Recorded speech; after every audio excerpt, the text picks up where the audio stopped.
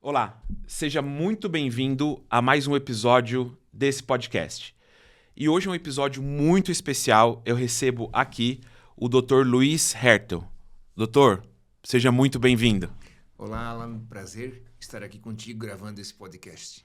Muito bom. Vou fazer a apresentação como o doutor merece, tá bom? Vamos ver.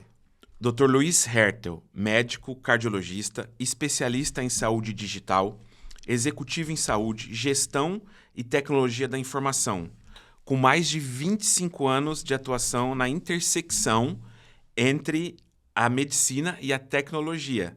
O Dr. Luiz Hertel é um dos pioneiros da saúde digital na América Latina. Sólida trajetória clínica de décadas de dedicação à medicina interna, terapia intensiva, cardiologia e arritmias. Atuou como professor da Faculdade de Medicina, diretor clínico e CMIO e foi fundador de um centro cardiológico. O seu legado em tecnologia em saúde começou em 1998, ao transformar o seu consultório de cardiologia em um ecossistema 100% digital. Na sequência, juntou-se aos sócios do Tazee, participando ativamente da gestão de produto, desenvolvimento e implementação das funcionalidades clínicas e assistenciais, com participação constante por 26 anos. A plataforma do Tazee expandiu-se e hoje está presente em 2.200 hospitais, no Brasil e na América Latina, impactando a vida de aproximadamente 90 milhões de pessoas ao ano. Seu trabalho foca na criação de soluções integradas voltadas a melhores resultados clínicos, eficiência operacional e suporte aos profissionais de saúde, e centralidade no paciente, ou seja, o paciente no centro. O Dr. Luiz cumpre a missão atuando também como palestrante, autor de livros e líder na promoção e transformação digital na saúde. Nós vamos falar sobre o seu livro mais no final. Que alegria te receber aqui, doutor. Estava refletindo aqui, Alan, a introdução é longa, mas a história também é. Muito Por tempo, isso, né? É muito tempo para contar. Tá bom. E realmente, quando você fala esses números, né, de 90 milhões de pessoas impactadas, mais de 2.200 instituições de saúde, realmente, quando a gente começou, a gente não imaginava que o trabalho chegaria a essa dimensão. Muito bom. Doutor, vamos começar do começo, né? Pelo que a gente estava conversando aqui nos bastidores, a gente já tem um tempo também convivendo juntos, e a tua história, ela se confunde com a maioria das histórias das pessoas que vivem em São Paulo. Hoje a gente está falando aqui de São Paulo, que são pessoas que vêm buscar o desenvolvimento e o aprendizado aqui na cidade.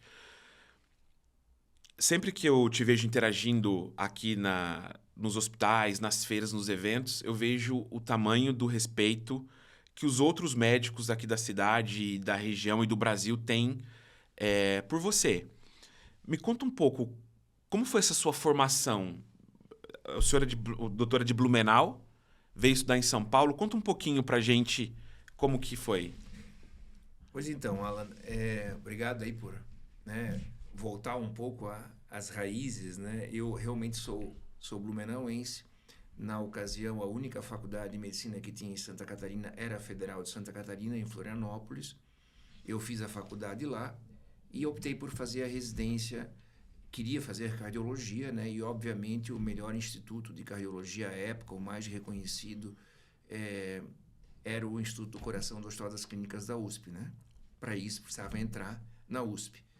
A gente passou na residência e, primeiro, inicialmente em clínica médica, e depois a gente fez mais uma prova acirrada para entrar na cardiologia do HC, ou seja, do INCOR. Como naquela época nem tinham tantas faculdades, né, e nem tantas oportunidades, então a maioria dos profissionais acabavam se formando e muitos deles ficavam por aqui, né, porque tinham muitas oportunidades, muitas, né, realmente aqui em São Paulo em franco crescimento. Eu realmente tive assim uma vontade, um ideal de trazer um pouco desse avanço que eu obtive, né, convivendo aqui com tantas pessoas tão capazes e também com uma medicina tão avançada, de tentar devolver isso para a terra que me criou, né? E essa foi a ideia. Não, eu não vou ficar, eu vou retornar para o sul. E até logo no começo, né, eu fui realmente estava abrindo a segunda faculdade do estado, que era na minha cidade. Eu já fiz o concurso, já entrei na faculdade no ano que eu cheguei, e dando aula então de cardiologia, e também no mesmo ano a gente fundou um centro de cardiologia, que é um dos principais centros da região até hoje, né? Foi a primeira máquina, por exemplo, de hemodinâmica do interior do estado naquela ocasião. Então, eu estava vivendo uma vida médica muito intensa, né? E tentando realmente ter uma resolutibilidade muito alta no atendimento dos meus pacientes. Só que, na prática, eu fui aprendendo com o tempo que mais importante que é a formação de uma pessoa é a disponibilidade da informação. Ou seja, um médico muito bem formado, mas mal informado em relação ao que o paciente, por exemplo, está se passando com o paciente, não vai tomar boas decisões. Falo isso porque imagina um paciente que vinha consultar comigo, que morava a quilômetros no interior, por exemplo, e esquecia os exames em casa. E esquecia a receita em casa. Ele não sabia o que estava tomando, ele não sabia que exames havia feito. E, assim, como é que eu poderia entregar um tratamento adequado para ele se eu não tinha as informações necessárias? E eu via isso acontecendo, e isso acontece até hoje. Muitas vezes o paciente não sabe o que toma, muitas vezes a informação dele não está disponível, né? Claro que houve uma grande transformação, mas eu estou falando de 1997, quando ainda nem existia a internet. E quanto tempo o doutor morou aqui em São Paulo? Foi essa sua formação? Foram 3 anos e meio. Né? Na época, a formação era 1 ano de clínica médica, 2 de cardiologia, e eu fiquei mais um tempo fazendo arritmias não invasivas aqui. Depois eu voltei para o sul. E todo esse tempo no INCOR? Sim. Legal. Foi vinculado ao HC. É impressionante a estrutura da instituição, a qualidade dos médicos, é impressionante quando a gente... Muitos amigos, né, colegas de residência, alguns até preceptores, hoje são aí, né, são protagonistas aí da medicina de São Paulo, do Brasil. Né? Deixa eu te contar uma curiosidade. Quando eu comecei a ter contato com os médicos na empresa que eu trabalhava, uma das empresas, eu ia para as reuniões, eu tinha o costume de... No meu caderninho, eu sempre anotava o nome dos médicos, depois eu dava um Google, eu procurava, e os médicos que formam nessas universidades, que estão nesses centros, são médicos que estão na televisão. Então eu falo assim, essa médica que está conversando comigo aqui, ela faz o Ana Maria Braga. Então me impressionava muito. Andando pelos corredores dos hospitais, eu cruzava com os médicos, assim, eu já vi esse médico na televisão, esse médico é referência. Então... É uma grande escola. Foi uma grande escola e continua sendo, certo? Com certeza. Com certeza. Né? Claro, o Brasil hoje tem uma medicina muito mais democratizada, com grandes centros de excelência. Na época já havia outros grandes centros, né? Mas São Paulo sempre é uma força motriz, né, do desenvolvimento em todas as áreas, né, inclusive na ciência e na saúde. Né? Ô, doutor, e vamos voltar lá em 97, 98... Volta para Blumenau, fundou a clínica, o centro cardiológico, começa a trabalhar ali. Conta pra gente como que foi essa sua jornada de entender que precisava digitalizar, precisava inovar. Como que na tua jornada o doutor entendeu isso? Que não dá para fazer a medicina, ou dá para fazer uma medicina muito melhor se eu digitalizar ou se eu inovar. Qual foi o seu processo de entendimento? Eu lembro que teve alguns momentos, uns aha moments, assim, né? Um deles foi quando a gente já tinha, inclusive, aberto o centro de hemodinâmica e uma paciente chegou às 4 horas da manhã, mas naquela época não tinha toda a disponibilização dos laudos via digital, etc., né? Porque era tudo analógico. E ela chegou, ela trouxe o marido dela com dor no peito para o hospital. E eu estava questionando sobre a dor no peito. E aí ela falou, inclusive ele veio fazer uns exames aqui. Veio, não tinha prontuário eletrônico, não tinha como saber. Parece que até colocaram um catéter no braço, ele fez um cateterismo. Então imagina, se você vem com uma dor no peito para o hospital e a esposa te informa que você fez um cateterismo, então provavelmente você tem alguma coisa séria, porque ninguém pediria isso por acaso. Mas a dor não parecia típica. A dor parecia uma dor diferente. Daí o que eu faço, né? Eu não considero, só que eu não tinha o resultado dessa informação, Certo. ou coloco o paciente internado, por exemplo, numa UTI preventivamente, onde o custo já é muito elevado para uma atitude que eventualmente não era necessária. A gente sempre tem que pensar no custo-benefício de cada atitude na medicina. E aí eu vi assim, meu Deus, a informação está trancada, a esposa esqueceu em casa, que estava muito nervosa, a informação está trancada dentro de um laboratório, eu não tenho acesso. Então, o que eu... Assim, não adianta realmente... O meu poder está limitado, né? Esse era um aspecto. Então, eu passei de uma maneira, assim, pelo menos dos meus pacientes, tudo eu tinha em dupla via, né? Fazia tudo em papel carbono, fazia de um jeito, ou tirava cópia. Se o Alan fosse no meu consultório consultar comigo, se você estuda em casa, pelo menos aquilo que eu já tive acesso dele, eu tinha. A receita que eu dei para ele no hospital, que ele esqueceu de trazer para o consultório, os exames que ele havia feito lá, eu tinha tudo resumido. Ele trazia o teu resumo para mim. Claro que isso não era sustentável, mas pelo menos eu era eficiente, né? Eu poderia não conseguir atender em grande volume. Foi daí que eu pensei, e se eu colocar essas informações de maneira eletrônica? Ok, não tinha internet ainda, não tinha nuvem, mas eu poderia levar um disquete, um zip drive comigo. E isso começou assim? E comecei assim. E aí eu pensei assim, bom, naquela época também havia quando os médicos estavam começando a usar computador, aquela coisa que a empatia, a relação médico-paciente estava, se, por exemplo, sendo ameaçada por isso, eu falei, não, então eu vou fazer o seguinte, eu vou aprender a digitar com os 10 dedos,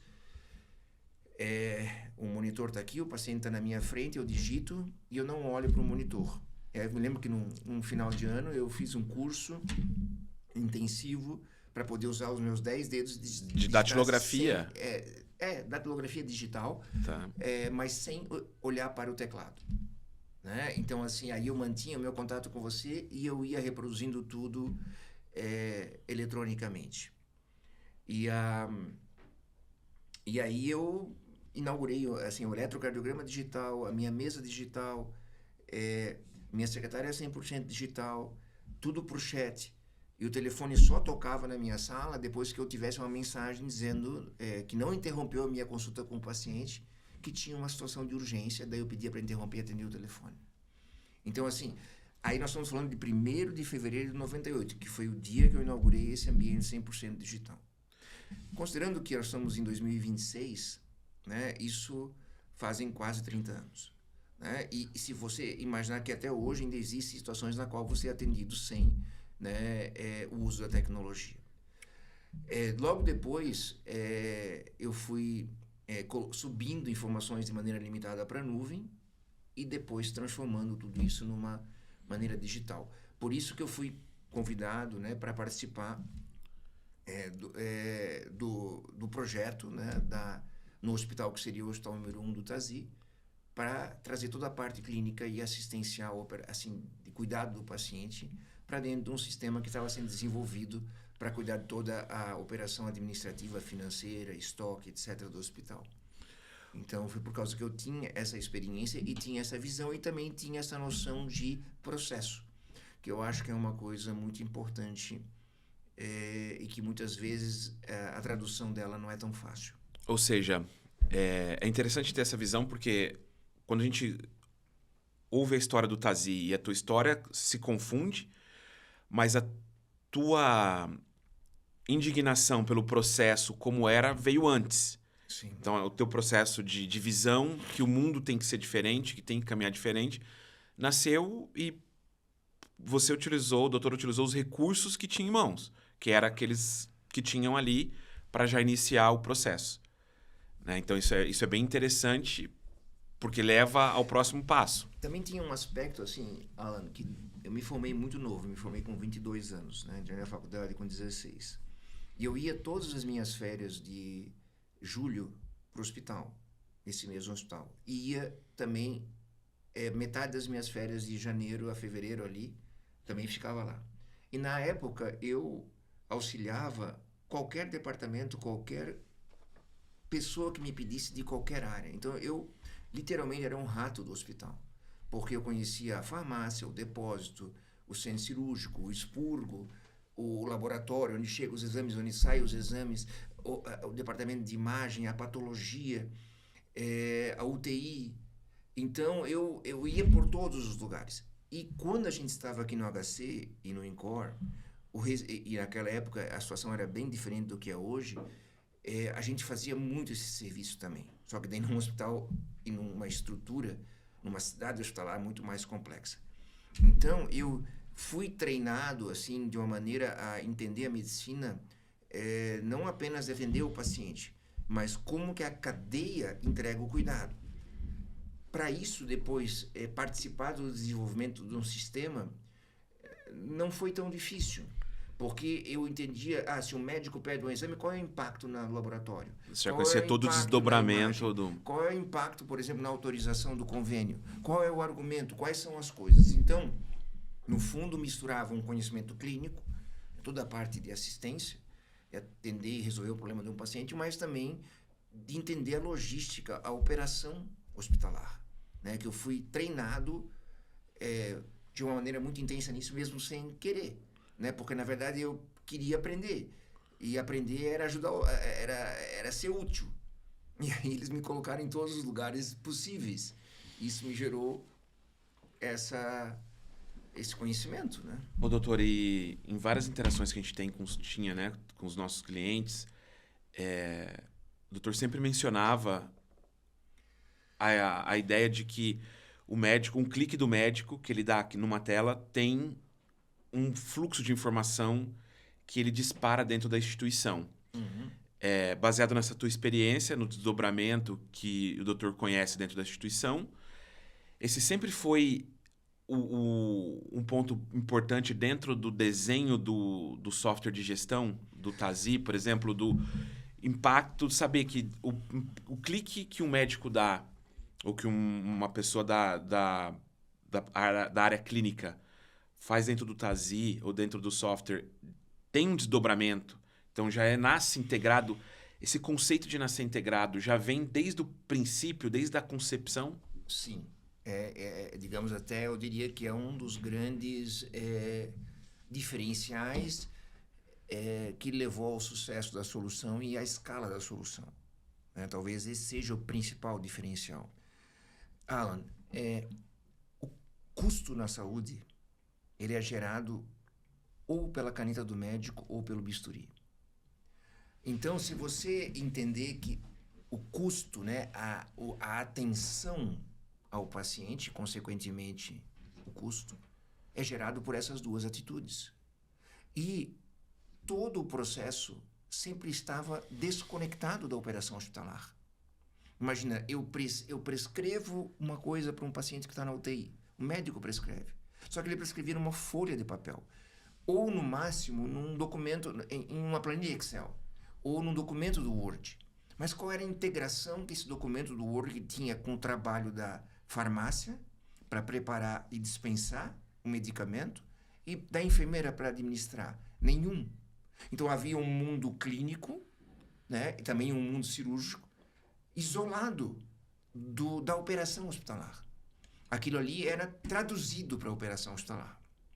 Então, isso diferencia um pouco, porque um ERP, né, um sistema de gestão, que vai ter faturamento, que vai ter estoque, vai ter contas... Explica um pouquinho esse conceito do RIS com H, que a gente conhece, do PEP, o que é o IEMAR, que a gente ouve falar, sim, do prontuário eletrônico, do RP.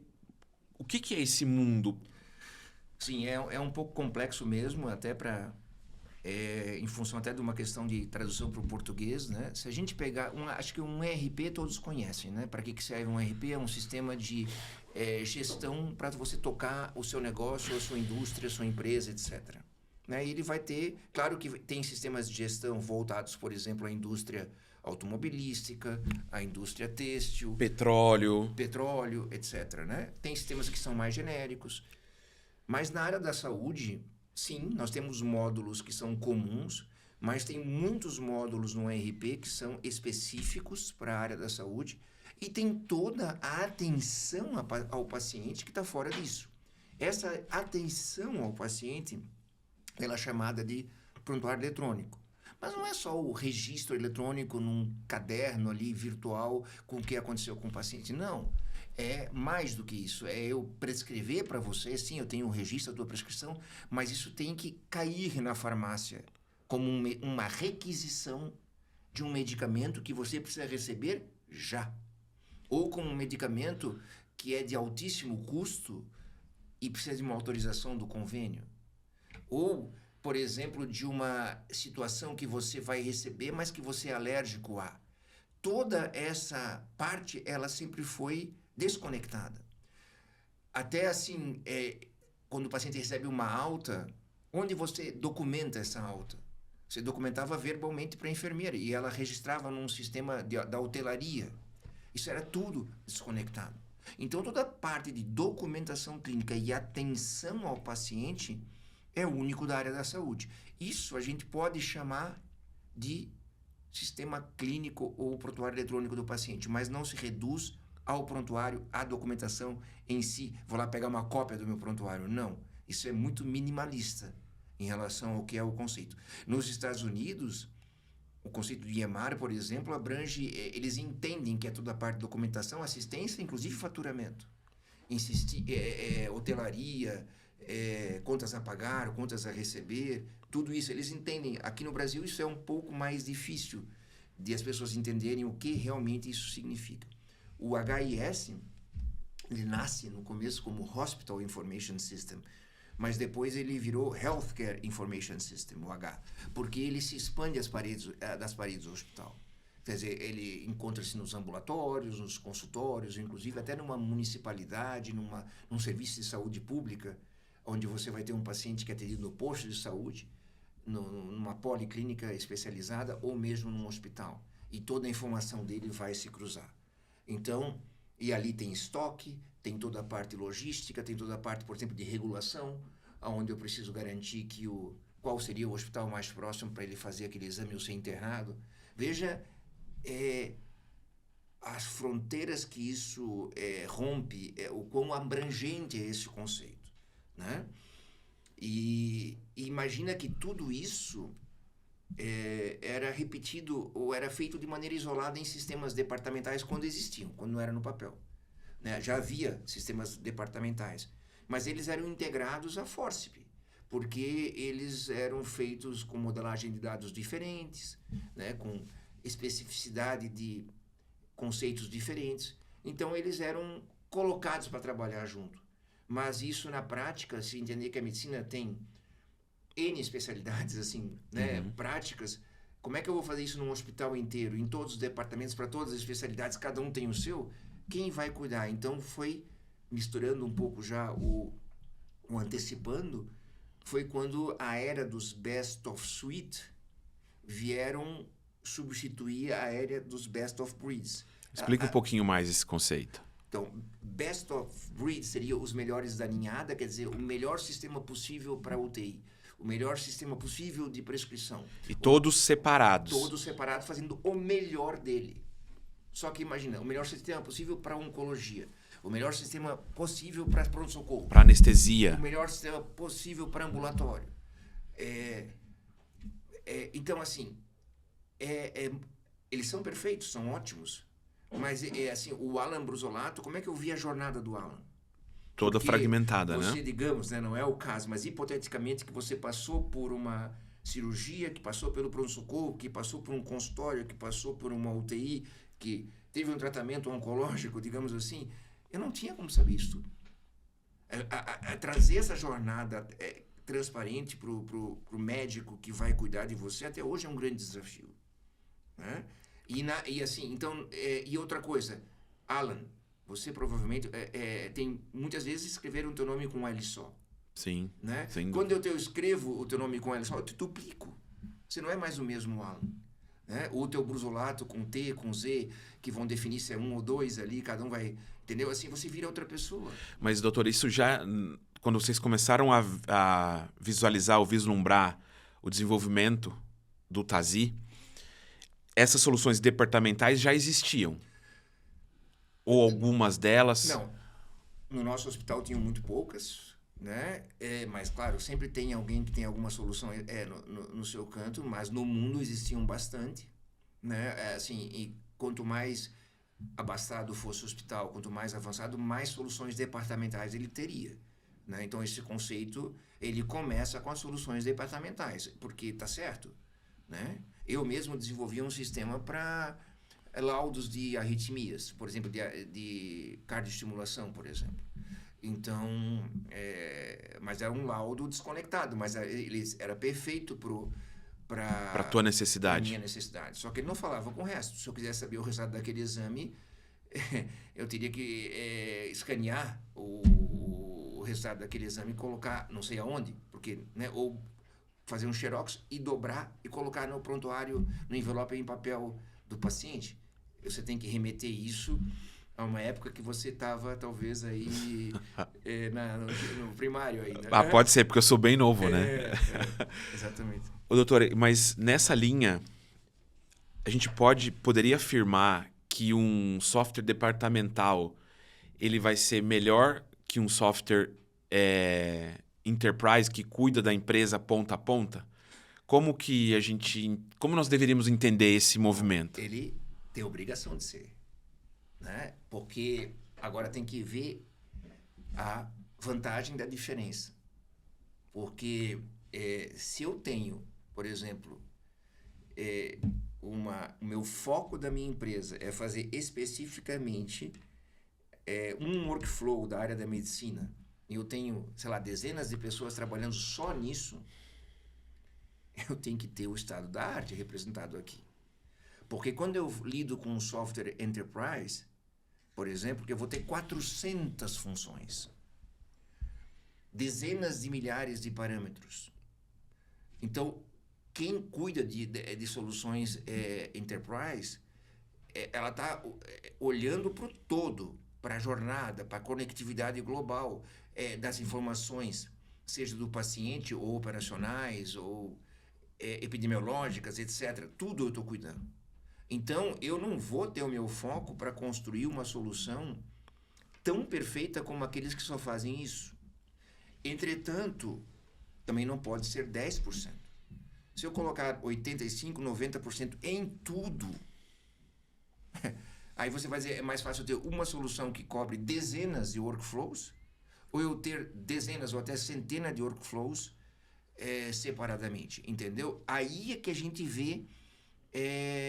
Não, esse pedacinho aqui eu posso eventualmente fazer um plug externo para fazer aquele cálculo que o sistema não faz, ou pelo menos não vai fazer no próximo ano, porque ainda solicitei para desenvolver, mas tem um ciclo de desenvolvimento. Eu vou ver, mas qual é o meu ganho, por exemplo, o que eu deixo de ganhar por não utilizar o coletivo, por essa pequena diferença.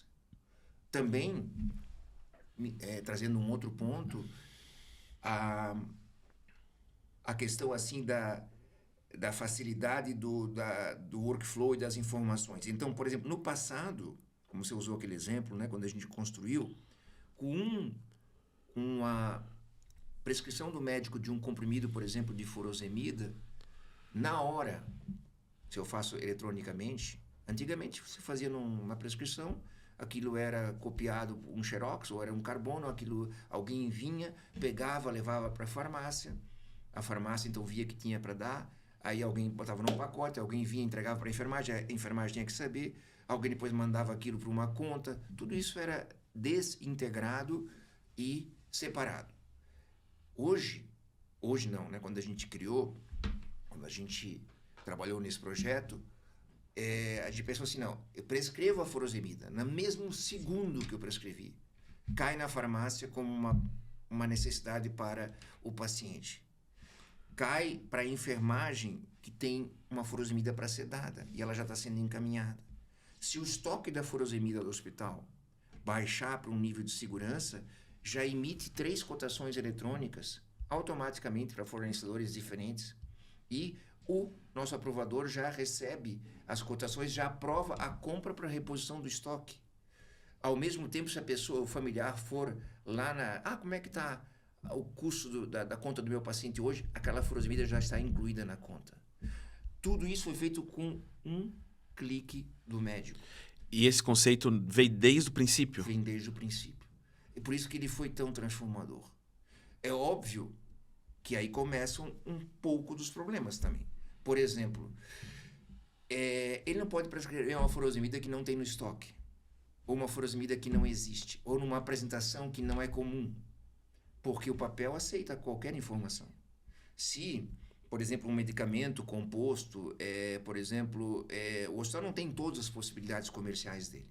Eu posso montar ele separadamente, né? Mas se eu prescrevo só aquele que me vem à mente, o hospital vai ter que ir numa farmácia comprar, ou pedir num outro hospital emprestado.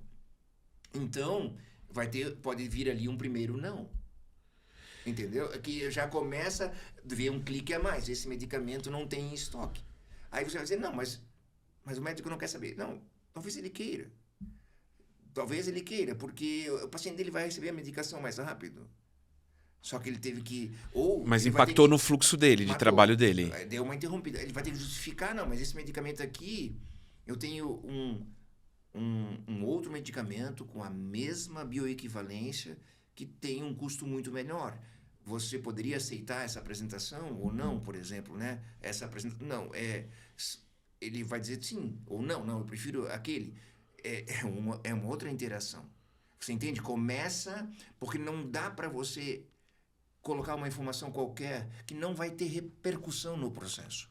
Entendeu? Inclusive, por exemplo, para entender que aquele medicamento que eu prescrevi vai disparar o estoque de alerta, que aquele medicamento tem um princípio ativo que o paciente é alérgico e quando o outro médico prescreveu, eu consigo proteger o paciente de um choque anafilático. Isso tudo não acontece sem estruturação de dados, granularidade de dados, que é maior do que a gente colocava manuscrito no papel. Ô, doutor, e uma das coisas que eu ouço muito e nos eventos, nos congressos, é que os softwares de gestão de hospitais demandam muito trabalho do médico. O médico, ele pede para ter mais tempo com o paciente e que essas ferramentas impactam no dia a dia deles. É muito clique. Eles reclamam muito. Independente do software, de qual que é o fabricante, eles falam, é muito clique. Eu preciso dar muitos cliques. Esses muitos cliques dos médicos, ou que eles consideram que talvez sejam muitos cliques, tem um impacto grande nesse desdobramento que o doutor acabou de explicar. Por quê? E aí o segundo ponto precisa ser complexo, precisa ser difícil ou não, ou existe formas de deixar mais simples esse fluxo. E talvez era uma terceira pergunta, por que existe tanto retrabalho, ou por que tem essa percepção do médico, na verdade? Por que a equipe acredita que tem esse impacto no dia a dia deles? Olha, Alan, essa pergunta, por si só, ela já poderia ser todo esse podcast. Porque por trás dessa pergunta tem muitas histórias, muitos argumentos e muitas razões. Eu vou enumerar algumas, provavelmente não vou enumerar todas, porque a gente está fazendo um podcast aqui, é uma conversa, né? Então a gente não está dando uma aula projetada na parede aqui. Mas olha só, Alan, primeira coisa é que muito do que acontece hoje é que, e não estou dizendo que isso está errado, né, as instituições aproveitaram os sistemas informatizados para colocar, digamos assim, guardrails ou alguns tipos de obrigações que antes, no mundo em papel, os profissionais da saúde não tinham.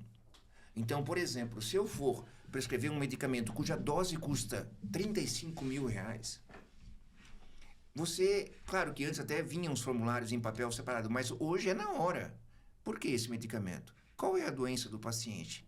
Você fez aqueles exames qual foi o resultado dos exames que justificam esse tipo de medicamento? Isso tudo é colocado no fluxo, porque senão ele não é nem prescrito. Antigamente, ele era prescrito. Depois vinham pessoas atrás com formulários, você preenchia num lugar separado, foi dada às vezes uma dose ou não foi dada, atrasou. Então, muito da complexidade, hoje você sabe que nenhum hospital quer glosa da sua conta. Como eu te expliquei no começo, a glosa vem da onde? Da caneta ou do bisturi. Tudo aquilo que é colocado ali vai ser cobrado.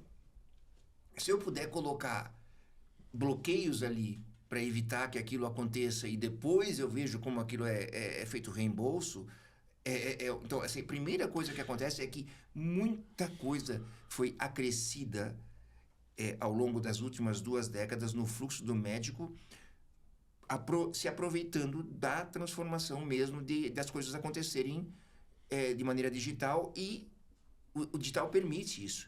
Você não consegue acessar uma coisa que, se você não tiver as credenciais devidas, ou, entendeu? As alçadas devidas, etc. O problema, a burocracia sempre existiu, Sim. Só que talvez ela estava permeada ou distribuída dentro da organização. Sim, e também nunca foi tão caro, nunca os custos, né, foram tão elevados, então, assim, nunca teve tanta opção de tratamento tão avançada. Então, assim, não é só... A burocracia, ela existia, mas o impacto não era o que é hoje, 30 anos atrás, né? O custo de uma internação, etc., né? Então, esse é um aspecto. E eu consigo hoje fazer tudo online, quer dizer, eu posso gerar na hora uma autorização para a fonte pagadora, para o convênio, se o paciente é elegível ou não àquele procedimento. Isso tudo não existia antes. Então, assim, esse é um aspecto que, claro, essa é uma das finalidades da tecnologia da informação, até para garantir segurança do paciente. Segurança do paciente, garantir que a elegibilidade correta, evitar fraudes, né? Para que, esse medicamento já foi dispensado, eu já entreguei para outra pessoa, tudo isso eu consigo fazer. Não, você não pode prescrever que ele já tem um medicamento prescrito. Você espera isso, mas isso não existia antes. Isso é um aspecto. A gente podia falar muito sobre isso. O segundo aspecto é que, como eu expliquei há pouco, para que eu faça a ação de uma área repercutir em outra, eu tenho que, por trás, ter uma modelagem de dados única, e a gente tem que escrever de uma forma que essa modelagem entenda, para que possa impactar no outro departamento e que gere a operação necessária. Muitas vezes, a informação está um pouco desconstruída. Aquilo que eu fazia de uma maneira contínua, eu tenho que clicar em campos e apresentar ela de maneira separada. Então, se eu não faço uma configuração perfeita do sistema, utilizando, por exemplo, tabs para ir navegar para o campo seguinte, apresentar, por exemplo, a dose default, a dose de padrão, ou os intervalos possíveis para aquela medicação, para aquela, por exemplo, condição do paciente, para aquela faixa etária. Se tudo isso o médico tiver que clicar numa tecla de lookup e selecionar no meio de 20 opções, vai ser um horror. Então, assim, muito dessa desconstrução que é necessária, ela veio acompanhada de falta de lógica clínica. Porque daí eu coloco lá tudo o que é possível, mas o médico, na cabeça dele, ele sabe que para o paciente que ele está administrando aquela medicação ou pedindo aquele exame, só tem 2 opções para fazer, não tem 20. Só que o sistema, se ele não for configurado, ele não sabe, ele mostra as 20. Isso pode gerar, inclusive, erros. Então, muitas vezes, né, parte desse... E eu já estou entrando num terceiro argumento, né? Um é a desconstrução por estruturação da informação. O terceiro argumento é a parte de que o fluxo não é facilitado de uma maneira lógica. Por exemplo, remédio para dormir. 99% eu dou à noite. Pode aparecer tomar por exemplo, um Dormonide de manhã em jejum? Não faz sentido. Agora eu te pergunto, um remédio para gastrite, por exemplo, esomeprazol, omeprazol, por exemplo, quando é que se toma? De manhã em jejum. De manhã em jejum. Um remédio para tireoide, de manhã em jejum. Essa informação muitas vezes não é colocada para o médico. Aparece lá à noite, ou às 2 da tarde. Ou, assim, Sim, eventualmente eu posso usar um medicamento num horário diferente, mas ele não pode, o default já devia trazer o óbvio. E eu Mas já passo no fluxo daquela informação. pelo que eu tô entendendo aqui, o ponto é, se o meu profissional, quem tá lá gerenciando a ferramenta, se ela tem um conhecimento da ferramenta, ela consegue parametrizar tudo isso, esses pontos principais, e que seja um processo mais fluido. É isso? Ou o que leva a não fazer... Por que não se faz isso? Bom, em primeiro lugar, eu acho que se subestima o desafio que é você implantar um sistema de informação hospitalar ou em saúde. Entendeu? Que vai desde o prontuário eletrônico, a toda a parte assistencial, a toda a parte operacional, administrativa, financeira, contábil, autorização, plano de saúde, etc. Se subestima muito isso, né? Em segundo lugar, o usuário final muitas vezes não é envolvido, né? Então, um software ele precisa ter duas coisas para ele funcionar bem: padronização com personalização. A padronização é fundamental. Como eu falei para você, eu não preciso ter no estoque do hospital 20 medicamentos para a mesma coisa. Eu posso ter 3 ou 4 que cubram 99% das necessidades do dia a dia. E quando houver exceção, eu busco essa exceção. Então, a padronização ela é necessária. A padronização traz segurança, traz eficiência. Entretanto, eu tenho que personalizar, e personalizar não estou falando a nível de indivíduo, embora eu possa chegar, mas a nível de especialidade. O raciocínio cardiológico é muito diferente do raciocínio oncológico. Ele é muito diferente do raciocínio pediátrico. Ele é muito diferente do raciocínio de uma UTI. Se eu pego um sistema e coloco a medicação de um mesmo jeito para todos, eu vou gerar riscos, porque tem medicação, por exemplo, que só pode ser dada no centro cirúrgico e na UTI, por exemplo, que ela vai poder estar disponível em ambientes não seguros. Então, eu preciso parametrizar. Eu preciso personalizar no sentido menos estrito, né? Que é, assim, não pensando somente no indivíduo, mas na especialidade, naquele departamento, etc. Eu preciso. E muitas vezes isso não é feito. Não é feito porque muitas vezes não há cultura para fazer isso, muitas vezes não há investimento para isso. O projeto pode se tornar mais caro do que inicialmente se orçou, e com isso ele pode não seguir adiante, ou ele segue de um jeito que vai gerando muita insatisfação, né? E outra coisa, tá? Muito difícil num sistema, em sistemas tão abrangentes, né? Sistemas enterprise tão abrangentes, que todo mundo saiba de tudo. Então, se você não tiver essa interação com o usuário final, dizer isso não está bom, isso não reflete o meu fluxo, ou está faltando uma informação importante, ele não vai funcionar bem, né? A gente, quando começou, eu realmente fazia parte da assistência. Então, e fiz, né, durante mais de 3 décadas, e boa parte delas, mais de 2, utilizando o sistema. Então, eu digo assim, né, eu acho que um cozinheiro, ele tem que comer a comida que faz, né? Então, assim, você precisa saber se está adequado o sabor. E conhecer que tem pessoas que não podem comer com sal, e outras que não podem comer com trigo. Entendeu? E etc, etc, e etc. Entendeu? Não é um serve para todos, né? One size fits all. Não funciona assim na medicina. Entretanto, existe uma prevalência, uma preponderância de coisas que dão certo para a maioria. E não disponibilizada é um absurdo. Porque eu vou fazer cada vez você utilizar o sistema como se fosse a primeira vez. E isso gera um trabalho absurdo. A grande vantagem está... eu atendi um paciente ontem com insuficiência cardíaca. Eu montei uma prescrição protocolo padrão, que funcionou muito bem para esse paciente e está de acordo com os últimos guidelines. Eu publico para mim, ou para a cardiologia, de acordo com o processo, essa prescrição. E outros podem se utilizar. Aí ele pega e utiliza aquilo e faz uma pequena modificação se o paciente precisar. Mas aquilo já está pronto. A grande vantagem é ganhar escala com qualidade e com segurança. E a maioria dos hospitais acabam utilizando, às vezes, de uma maneira muito como se fosse 1 a 1. Cada vez a primeira vez. Então, na verdade, é mais difícil que desenvolver um sistema dessa complexidade é implantar. E é muito eu vejo muita negligência nesse processo de implantação. Geralmente começa a alta direção dos clientes envolvidas, muito envolvido ali até o momento de lançamento ali do projeto, mas quando você vai no dia a dia é muito delargado, né? Você não vê a alta direção envolvido no dia a dia e isso vai impactando no desdobramento, porque não tem uma implementação. Talvez a palavra mais adequada fosse assim, é que existe um desconhecimento do que é o sistema, entende? E o quanto ele impacta positivamente a vida dos usuários, dos pacientes e do hospital, mas para que ele impacte positivamente, muita coisa precisa ser feita para que isso dê certo.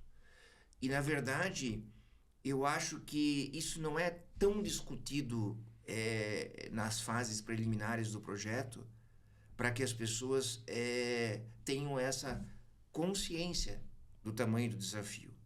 Outra coisa, eu não consigo implantar um sistema que é baseado em processo e em fluxo em instituições com processos imaturos. Exato. Entendeu? Eu vou ter que desligar 70%, 80% dos atributos do fluxo do sistema para que ele seja compatível com a ausência de processo. E aí eu te pergunto, vale a pena? Entendeu? Assim, eu não consigo, o meu processo ideal, eu não consigo implantar num hospital que não tenha condições de ter aquele processo. Não consigo. Porque muitas vezes o processo depende de pessoas, depende de tecnologia, né? Depende de treinamento, depende de educação, depende de muitas coisas. E se isso eu não fizer, isso que talvez se espere muito, né? Como se fosse um milagre. E obviamente que e isso também é uma jornada infinita, porque obviamente que não há como sabe assim, muitas vezes é ruim com ele, mas todo mundo sabe que é pior sem ele, sem o sistema. Não se discute isso. A questão não precisa ser ruim, não precisa ser tão difícil.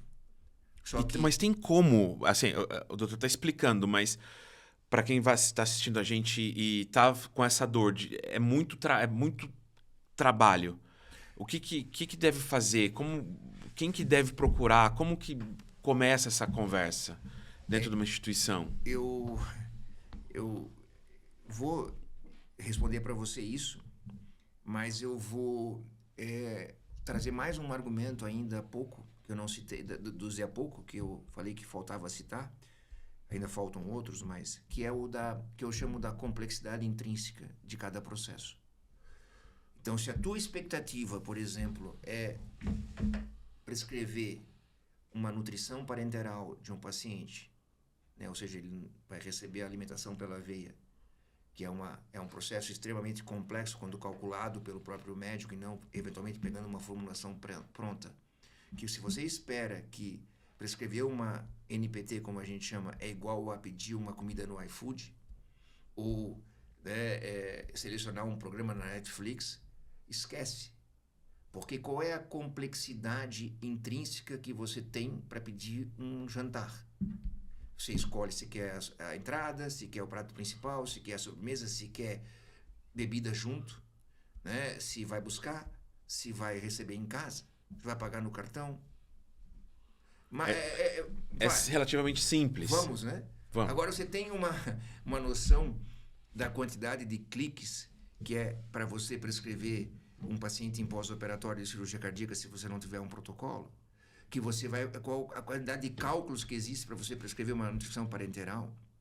Então, assim, em primeiro lugar, o hospital precisa definir se ele quer ter esse nível avançado de processos reais que vão garantir a entrega adequada da medicação com segurança para o paciente, né? E uma otimização completa do fluxo, tanto de solicitação como de preparação e de entrega e de faturamento, ou se ele não quer jogar esse jogo.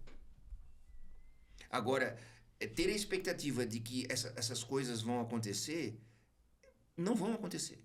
Então, a primeira resposta para você que eu dou em primeiro lugar, eu tenho que analisar o desejo, a ambição e explicar que, olha, para você fazer isso aqui, você precisa treinar os médicos para fazer a prescrição dessa forma, você precisa fazer a configuração na farmácia de toda a preparação da medicação, etc. Você quer fazer isso? Você vai fazer isso? Ou você prefere pegar um sistema que é um formulário, que a gente chama form-based, que é um formulário, que é um texto do Word, e que não tem nada estruturado, é super rápido, quase que o papel aceita tudo igual, e depois alguém literalmente se vira para fazer aquela mágica acontecer. Entendeu? Essa é a primeira pergunta que a gente tem que ver. E precisa fazer para tudo? Não. Quais que eu quero começar? Entende? Deixa esse aqui mais leve no começo, vamos para aquele outro ponto, vamos fazer um Pareto. E não existe na tua visão, não existe essa discussão madura dentro das instituições? Definitivamente não. E aí é mais fácil colocar a culpa no sistema. Eu diria que não existe essa discussão, não é nem madura. Existe um grande desconhecimento, né? Agora vamos falar um pouco do outro lado, né? Tudo aquilo, se eu decido por uma complexidade intrínseca maior em vez de menor, ou seja, fazer mais coisa, né? Eu preciso otimizar o meu sistema ao máximo para que ele entregue aquilo no menor tempo possível. Vai ter um tempo mínimo, né? Mas o meu objetivo é chegar no mínimo. Mas se eu deixo, digamos assim, um monte de campos, opções e perguntas desnecessárias sobre essa camada de complexidade, é o que a gente chama de dificuldade extrínseca, aí eu tenho um problema de usabilidade. E aí não dá para culpar o processo. Então, essa camada de dificuldade, ela pode ter duas causas, principalmente. Ela pode ser um problema de mau projeto, mau design do sistema mesmo, desenhou o processo de maneira mais complexa. Ou é um problema de parametrização, que não perguntou para o Alan se ele não usa aquela parte daquele processo, porque aquilo não é aplicável por exemplo, às situações que ele tem no dia a dia. Mas como o sistema ele é projetado para todas as combinações possíveis, o campo vai estar lá e muitas vezes vai estar como um campo obrigatório, irritando aquela pessoa, tendo que colocar uma informação que não faz sentido. Porque ninguém perguntou. Ou também ele não disse, ou não encontrou a pessoa para dizer, que aquela informação ela era irrelevante ou até errada dentro do processo dele. Entendeu? E para isso existe parametrização, configuração, regras de atributo, que eu consigo fazer com que aquela parte do processo que é útil para a maioria, ou para, sei lá, 50% mais um, não apareça para os outros. Porque também é ruim eu ficar construindo sistemas, muitos sistemas para a mesma coisa, porque depois, quando eu vou evoluir ele, eu tenho que lembrar e ter um processo absurdo de gestão para garantir que, na minha evolução, eu apliquei nas 30 visões diferentes. Na prática, nenhum software consegue fazer isso. Então, é melhor eu sempre ter um core, onde eu evoluo esse core, e eu vou sempre configurando ele para que ele atenda aquele fluxo específico, do que eu ter 30 soluções separadas. Faz todo sentido. Porque imagina depois também como fica para implantar. Se implantar já é difícil, imagina se eu der 30 combinações com o mesmo processo. Aí depois evoluir, manter, desenvolver novas funcionalidades, tudo isso, né? Exatamente. Aí você vai vendo as causas raízes, né, do que acontece na prática. Do que acontece na prática, né? Então, eu acho que é um misto, né, desses assuntos que eu coloquei e de alguns outros. Mas, cara, assim, eu acho que gestão de mudança. Outra coisa, tá?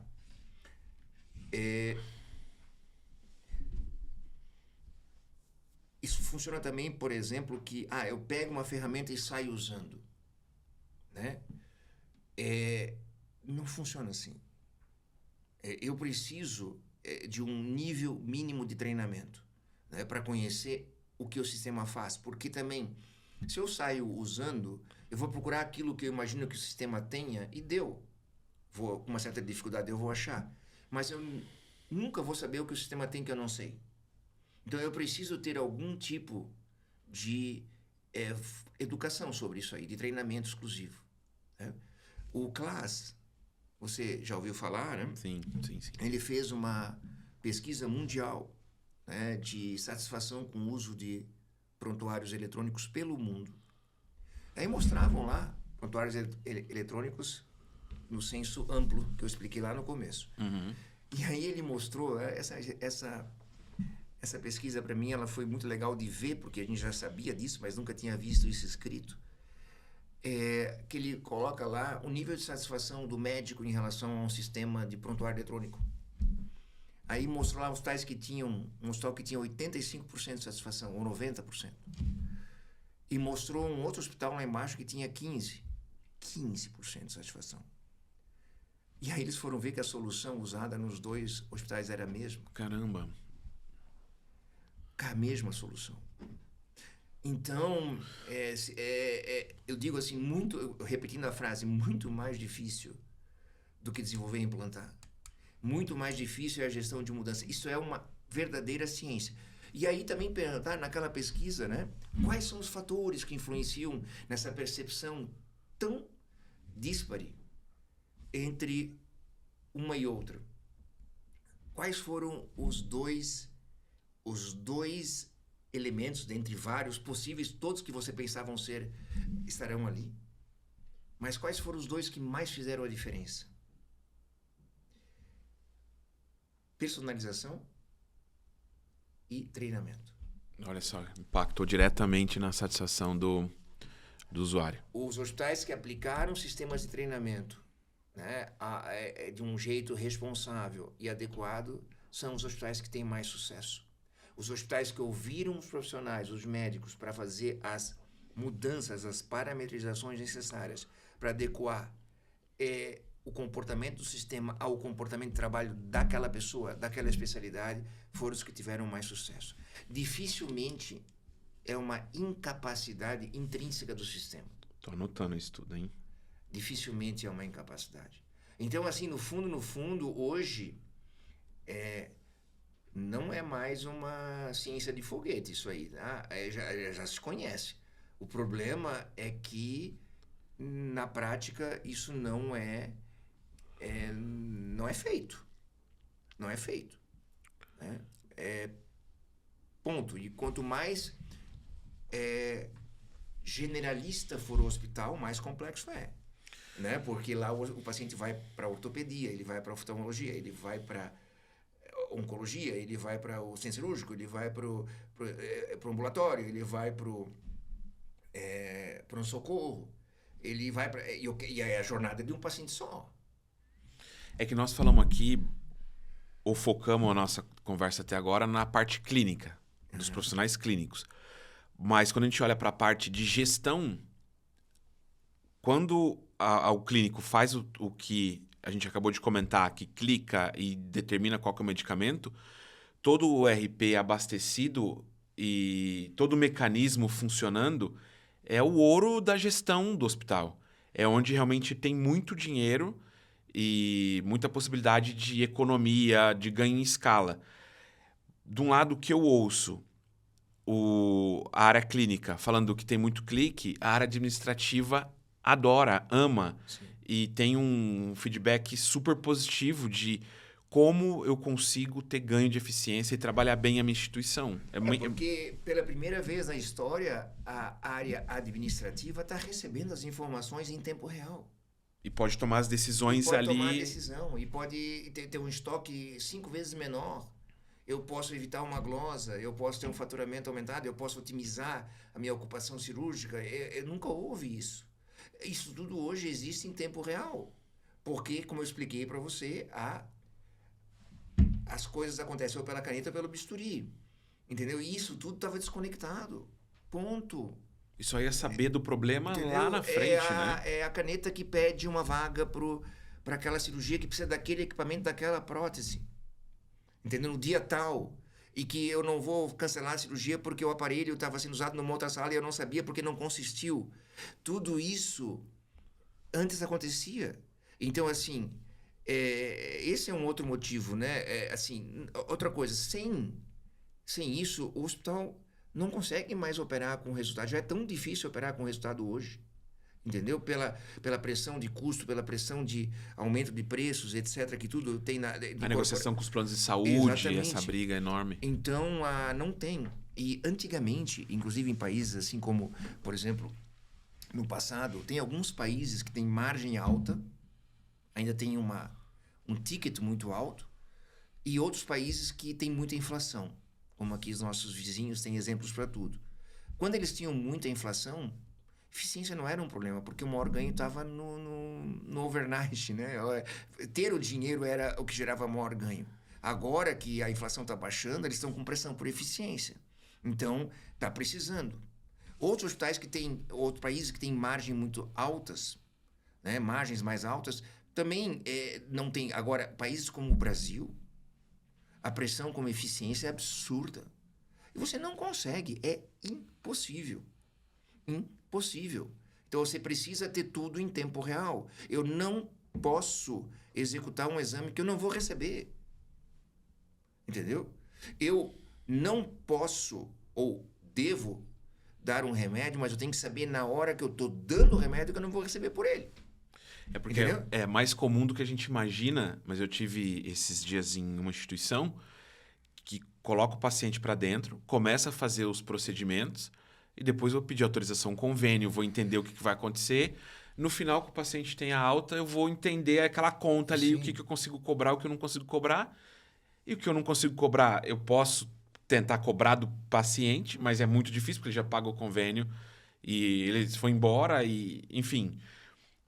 E eu não estou falando de anos atrás, estou falando de semanas, algumas semanas. Sim. Então é impressionante. Pela agilidade do processo, o hospital opta por colocar o paciente para dentro, seguir o processo dele ali e depois entender o que a gente faz. Então, obviamente, tem um custo enorme envolvido. Né? Isso é porque a gente está falando basicamente aqui no exemplo de fee for service. Agora, você imagina se eu falar em bundles, em pacotes, em pagamento por performance ou a medicina baseada em valor. Aí mesmo eu dependo 200%. Entende? Então, na verdade, é um processo que era um processo paralelo. Era um processo paralelo. Né? Muitos hospitais viviam baseado em doações, em instituições filantrópicas ou de outros tipos ou mesmo alguns deles, né, que são da área pública também, mas mesmo eles têm pressão enorme, né? Então, enfim, não adianta todo mundo que hoje paga, né? Ela quer saber o que está pagando, para que está pagando, por que está pagando, entende? Porque ela não tem um orçamento ilimitado. Exato. Né? Então, assim, e isso hoje foi uma grande transformação. E por isso foi um caminho, né, que chegou a esses números tão altos de adoção. E eu não falei aqui, Alan, quanto custa, por exemplo, assim, alguém me contou esses dias, não sei se, que ficou irritadíssimo, porque recentemente, né, ele foi num hospital e em 4 setores perguntaram para ele se ele era diabético e aqui que ele era alérgico. Né? Daí, assim, a gente se pergunta, né, aonde essa informação está sendo registrada, porque se ela tiver no sistema estruturadamente, não como uma observação num campo livre, que ela não faz nada, né? Ela não existe aquela informação. Se escrever lá maçã, pera, é a mesma coisa que escrever alergia.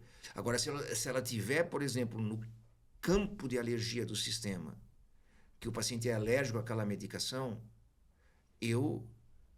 a hora que uma pessoa for prescrever porque o paciente chegou inconsciente e não foi capaz de falar que ela era alérgico, por questão óbvia, eu salvo a vida daquele paciente porque eu não dou aquela medicação para aquele paciente. Porque o sistema vai avisar na hora para o médico que esse paciente é alérgico a essa medicação. Ele já teve um choque anafilático. Então, eu posso usar um sistema, ajudar para controlar, inclusive, o que é usado numa cirurgia, o material que é usado dentro da cavidade, se tudo que entrou eventualmente saiu, para não ser esquecido nada, porque muitas vezes é uma cirurgia com muito sangue, muito difícil, e as coisas somem, né? Então, enfim, se você tiver um controle do que entra, do que sai, você sabe que tem alguma coisa ali, entendeu? Que não foi. Então, tudo isso é tecnologia. Então, assim, e quanto custa, né, uma vida perdida? Quanto custa inclusive, além da família e da vida por si só, quanto custa isso a nível de um passivo que se gera para a instituição? Então, o ouro, eu diria, o dia a dia é autossuficiência, é uma instituição que cresce, que consegue inovar, que consegue ter mais profissionais da saúde, que entrega uma qualidade melhor, que consegue comprar equipamentos e consegue, né, ter o resultado pretendido. Isso é fantástico, mas o nobre é a vida, né? Exato. O nobre é aquilo que você consegue fazer para evitar, né? Porque a área da saúde, por lidar justamente com situações de muita urgência, muito risco e alta complexidade, é um lugar que é suscetível a problemas em seus processos. Tanto é que a saúde se inspira muito na complexidade da aviação, né? Porque é uma operação de extrema responsabilidade. E o doutor tem de cabeça o nível de incidentes que tem na aviação por voo versus do hospital? Bom, considerado assim a hospitalização com a aviação comercial, a aviação comercial está nos ambientes mais seguros possíveis, já o que não acontece com a hospitalização. Se você, inclusive, for lembrar, em 1998 foi publicado um relatório do Instituto de Medicina dos Estados Unidos chamado Errar é Humano, que trouxe o problema dos riscos na área da saúde, mostrando que nos Estados Unidos mais de 400 mil pessoas por ano morriam na área por erros assistenciais, né? E a tecnologia, ela veio, e por isso houve inclusive o incentivo nos Estados Unidos, no governo Obama, inclusive, para informatização dos hospitais, né? Tanto para a questão de preço, já naquela época estava se tornando insustentável, tanto pela questão também de risco, para reduzir o risco. Então, a grande missão, assim, claro, né, a gente é médico e isso me apaixonou muito, se a gente, né, termina um dia de trabalho atendendo 20, 25 pessoas, a gente se sente muito realizado, mesmo quando atende uma, duas, se for necessário, se durou tanto tempo. Mas depende da minha atitude com um indivíduo, né, ou com aqueles indivíduos. Mas com a tecnologia, a gente tem o poder de, com boas ideias e bons processos e boas ferramentas, atingir milhares de pessoas, né? Então, assim, o poder da tecnologia é incrível. É incrível para você aumentar o acesso ao cuidado, você melhorar os resultados clínicos, você melhorar os resultados operacionais, você melhorar a experiência dos pacientes e melhorar a experiência ou a qualidade de vida profissional de gente que trabalha, que cuida das pessoas. Ô, doutor, te ouvindo falar que eu estou pensando aqui no Dr. Hertel lá dentro do consultório, lá em Blumenau, com um alcance limitado, né? O doutor falou em 25 pessoas por dia, eu entendo que já era uma capacidade super alta. Entrar para o mundo da tecnologia foi uma forma de aumentar o teu alcance como médico? Porque hoje a solução que o doutor trabalhou e ajudou a expandir e crescer toca 90 milhões de pessoas por ano. Você tinha ideia de que lá naquele começo ia chegar nesse tamanho todo, ter esse impacto todo na saúde do Brasil e da América Latina? Então são duas perguntas. A primeira, a tecnologia amplificou o Hertel pro mundo? E o segundo, vocês tinham ideia que ia chegar nesse tamanho todo, que ia ser essa revolução que foi? Eu vou responder a segunda primeiro. quando a gente foi começando a construir, não sabíamos exatamente. A gente sabia que fazia sentido, que ajudaria, que seria bom, mas não tinha noção que seria o que acabou sendo, né? Assim, a parte de transformação foi absurda, né? Assim, isso foi incrível, incrível. E aí eu respondo a primeira pergunta, né? Eu venho de uma família que era da indústria têxtil e do jornalismo, né? Não tinha uma tradição médica na minha família. O doutor é o primeiro médico? Foi o primeiro médico? Foi o primeiro médico. E eu lembro quando as costureiras da malharia me perguntavam lá o que eu queria ser, e eu respondia aos 6 anos de idade que eu queria ser médico. Até tenho umas ideias por que eu achava aquilo. Do nada, né? E então é uma coisa assim, seguramente vocacional, né? Então sempre amei exercer a medicina, né? Fiz com muita paixão e realmente assim não me vi sendo outra pessoa. E é o que acontece, né? No meio da pandemia, eu comecei esse projeto todo em 98, 2000, logo depois ajudando no desenvolvimento. No meio da pandemia, eu segui apenas com a carreira relacionada ao sistema mesmo, porque eu não conseguia mais conciliar, né? Eu fiz as duas coisas por mais de 2 décadas. E o argumento que me convenceu a parar de atender, porque não dava mais, era a escala. Eu sabia que aquilo que a gente estava fazendo, junto com a equipe toda, trabalhando, pensando, tinha um impacto muito mais, eu diria, intenso, né? Porque grandioso todos são. Atender uma pessoa bem é grandioso, mas teria uma escala muito maior, né? E que eu estava fazendo aquilo. Estava fazendo o que eu sempre me propus a fazer. Então, isso me trouxe o conforto, né? As pessoas me perguntam, não, continuo, né? Só que de uma maneira um pouco diferente, né? Então, eu acho que não basta, né? Sim, para um indivíduo que você atende, aquilo é importante para ele, mas a gente tem que imaginar que tem uma população enorme que não recebe atendimento ou que recebe um tratamento inadequado, que faz exames que eventualmente não precisa, ou tem um tratamento que não precisa, ou falta o tratamento que precisa. Então, se eu usar a tecnologia para fazer com que eu consiga levar o orçamento que eu tenho para transformar um resultado maior, isso é fantástico. Isso é fantástico. Entendeu? 1% é fantástico, 10% é fantástico, porque é gente que não teria esse resultado, né? E aí é uma coisa, eu diria que ela é democrática, porque ela realmente leva, entendeu? Para quem não teria como receber isso. Ela democratiza um pouco da proteção do conhecimento. Quando eu coloco guidelines, diretrizes dentro do sistema, protocolos, eu estou fazendo com que o médico que não tem aquela formação haja como se ele tivesse. Eu estou dando suporte à decisão para ele. Né? Eu estou levando a informação.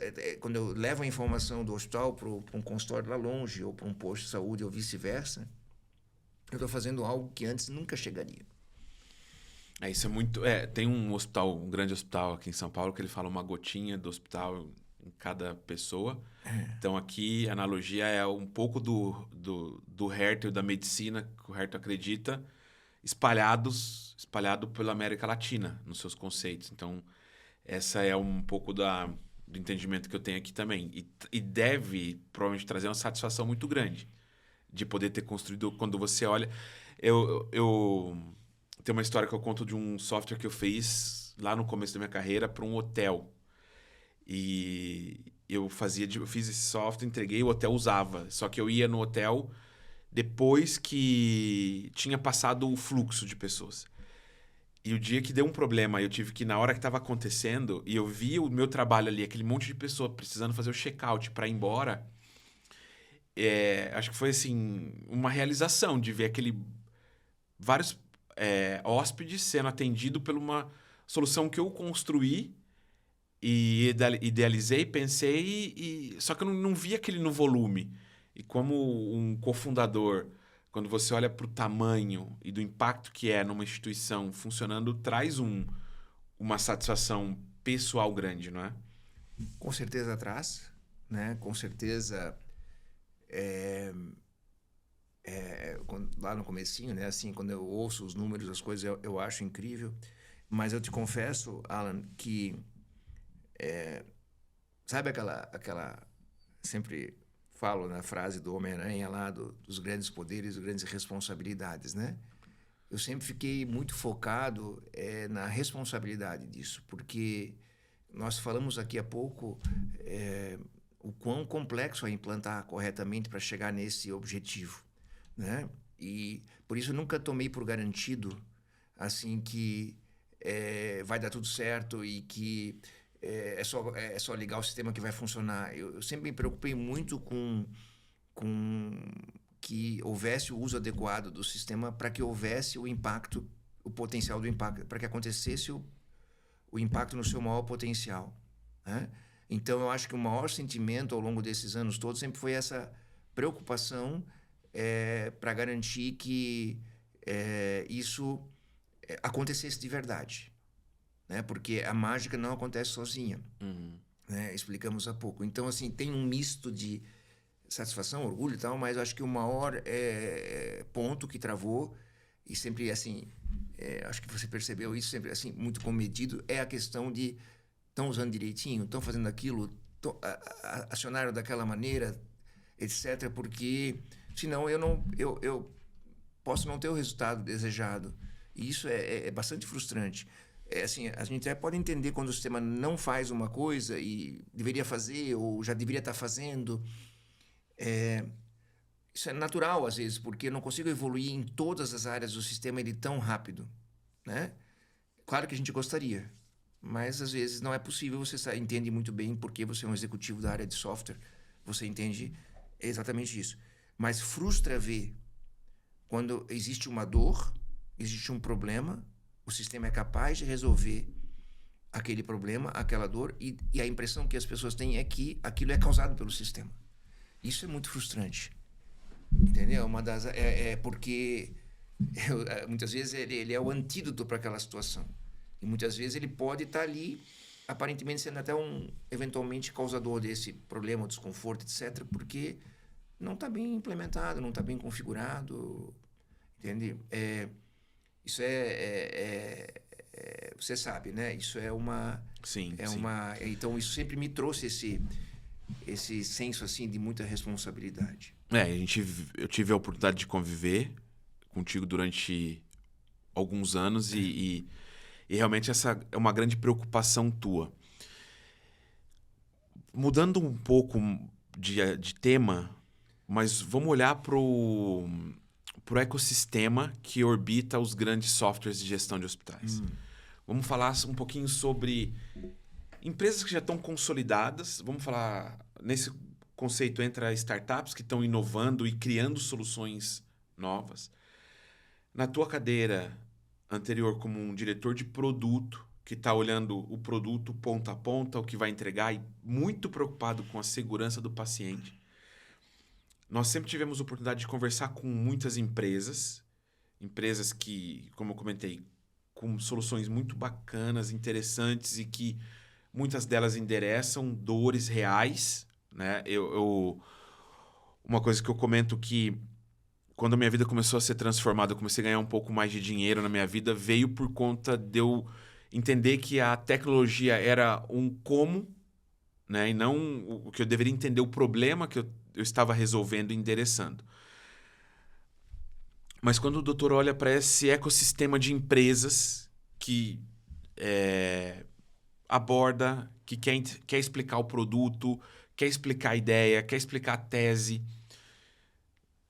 Vamos falar para essas pessoas que estão querendo investir e crescer nesse segmento, né, da área de saúde, quais são os pontos que o doutor avalia se uma solução faz sentido ou não faz sentido, se realmente agrega valor ou não agrega, ou se é simplesmente uma moda ou uma atualização de versão de um produto pode simplesmente matar esse negócio? Qual que é a tua visão? E já conectando aqui, qual que é a tua avaliação? Quais pontos o doutor avalia quando está conversando com uma empresa dessa? Bom, eu tive realmente, né, a vantagem de ter vivido, né, e inclusive trabalhado em conjunto com muita gente para fazer acontecer essa transformação, né? Então, isso traz uma vantagem, assim, que eu diria que é na hora que você avalia a proposta de valor de uma solução, a gente conhece exatamente se aquela tese ela tem aquela proposta e se tem aquele valor. Porque é uma área que a gente, assim, conhece bem. É um campo que a gente joga, né? Agora, Exato. fazendo uma analogia com a Copa do Mundo. Então, é uma região... a gente joga... Então, assim, esse é um aspecto. E tem outras coisas. A gente também tem o conhecimento acumulado de ter visto soluções diferentes ou soluções para uma situação semelhante. E o que aconteceu com elas? Que quem traz isso não tem muito conhecimento disso, porque não viveu, né? Pela própria natureza de uma startup ou a própria idade das pessoas, etc. Elas não têm essa questão. Então, baseado nessa experiência, né, e no conhecimento adquirido nessa jornada da transformação digital, a gente sempre procura questionar quando antes vínhamos, né, propor uma integração com o sistema, ou mesmo pessoas que me procuravam para dar opinião sobre as soluções delas, sempre fiz isso, claro que respeitando todas as regras em relação a conflitos de interesse, etc., né? Mas o ponto principal é qual é a proposta de valor e qual é o diferencial que a tua solução traz. As pessoas precisam saber isso assim de uma maneira muito clara. Elas têm que ter vários argumentos para sustentar aquilo ali, né? E a maioria das vezes a gente não vê diferenciais muito grandes. Então, assim, acaba muitas vezes sendo mais do mesmo ou o que a gente chama de benefícios marginais ao processo existente.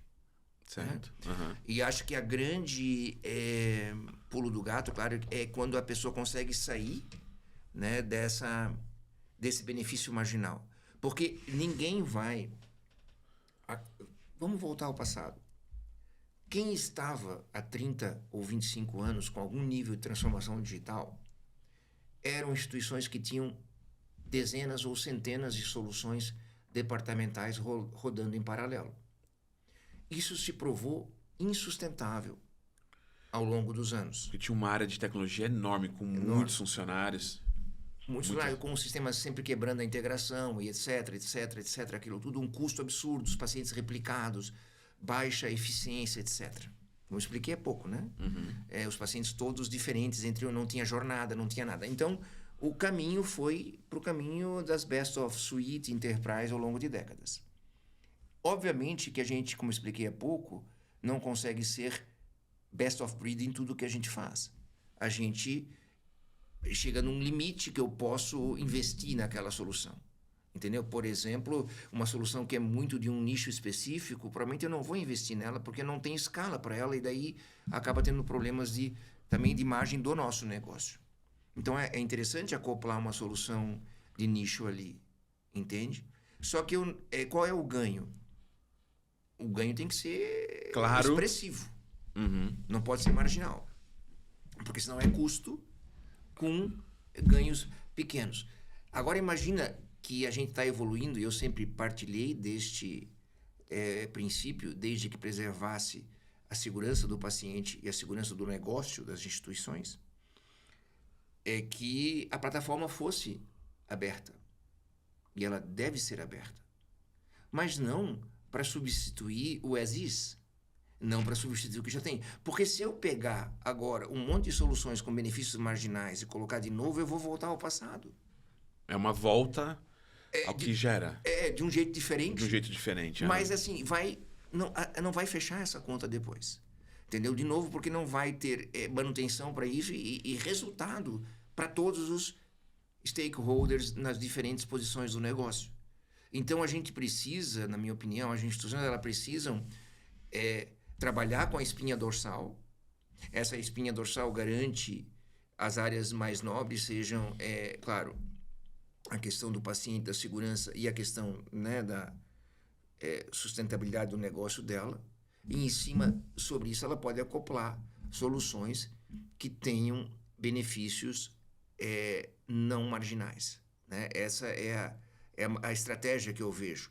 E isso a gente realmente consegue perceber com muita facilidade onde está, né? E, eventualmente, propor uma mudança de rota também. Exatamente. Né? Porque, às vezes, não funciona, a solução é muito boa, mas não funciona nesse caminho. Com um ajuste de rota e um pequeno ajuste de produto, você tem uma avenida de crescimento. Exato, Né? exato. Porque, assim, ó, todo mundo sabe, e qualquer usuário de qualquer coisa, ele gosta de ter um fluxo completo numa solução só. Então, muitas vezes, soluções paralelas, talvez o melhor delas é ser embedada mesmo, ela é ser incorporada dentro da principal e o usuário nem perceber, claro, né? Para que ela traga aquele benefício expressivo, mas o usuário não tenha que ter o trabalho de sair, logar, fazer, puxar, etc. Entendeu? Ótimo ponto. Então, qual é o custo, né, do benefício? Né? Esse é o ponto, né? Esses dias eu estava fazendo uma apresentação e eu estava explicando sobre o uso da tecnologia, o grande desafio de colocar a tecnologia no fluxo do usuário. Porque é isso. Quanto mais transparente for o processo, o que está rodando por trás, e para o médico, para o enfermeiro, para o administrador, para quem quer que seja, ele não precisa saber o que está acontecendo. Ele usa, clica e está ali dentro. Se ele tem que interromper, né? Até teve um caso de um médico um médico cardiologista que eu fui me consultar, que ele usou uma tecnologia para capturar o áudio da nossa conversa e transcrição. Depois ele interrompeu aquilo, abriu uma ferramenta de prontuário eletrônico, copiou, colou e redigitou no prontuário eletrônico e abriu uma terceira ferramenta para fazer a prescrição do que eu precisava fazer. Exames, enfim, solicitações. O grande desafio, na minha visão, é como que eu adiciono essas tecnologias que ele precisa, mas de uma forma fluida. Faz sentido Não, faz todo sentido. Essa visão? Né? Eu acho que essas três tecnologias, cada uma delas tem a sua proposta de valor, o seu diferencial. Entretanto, o fluxo delas é um fluxo com atrito, com fricção. Né? E, na verdade, eu posso muitas vezes entregar esses mesmos diferenciais num fluxo sem atrito. Porque o usuário realmente ele não quer assim, saber a cara do como. Ele quer o resultado, né? Trazendo o que você falou um pouco, né? Ele quer o resultado da necessidade dele atendida imediatamente. Se tem 3 comos por trás, ou um que faz tudo, para ele isso não é importante. Desde que faça com segurança, desde que faça com eficiência e que o custo final disso também seja adequado. Né? Esse é o ponto em questão. Certo. Né? Doutor, e nessa linha dos empresários, empreendedores da área de saúde, quais são a dica principal ou 2 orientações que o doutor dá para essas pessoas que estão assistindo a gente e que tem uma empresa ou que querem navegar nesse mundo da saúde? O que eles precisam olhar, que eles não podem negligenciar nesse processo que eles estão trabalhando, baseado na tua experiência, na tua visão? Bom, além daquilo que a gente falou há pouco, né, ele precisa trazer um diferencial significativo, meaningful. Né? Tem que ser uma uma inovação que faça sentido. Se ela fizer sentido, eu acho que um ponto muito importante é ver o quão nichada ela é. Porque soluções nichadas, elas, pelo próprio nome, elas vão ter um público-alvo mais restrito. E quanto mais nichado for, mais é cobrado delas esse diferencial. Então, eu tenho que ver se ela vai ter escala depois. Em terceiro lugar, a questão de, por exemplo, de plugar num sistema principal, né? Eu acho que esse é um ponto muito, muito importante, assim, se a solução ela pode ser standalone e ela tem valor por si só, ou se ela precisa estar plugada num RIS, num EMR, e aí o quanto que ela tem overlap, entendeu? Eu não faria overlaps com fluxo de usuário, entendeu? Eu não faria, porque é muito complexo para você trazer a informação de volta, etc., fazer o usuário sair para a parte do sistema, aí parte não está lá porque eles vão evoluindo para aquilo, tem que ser feito no sistema original.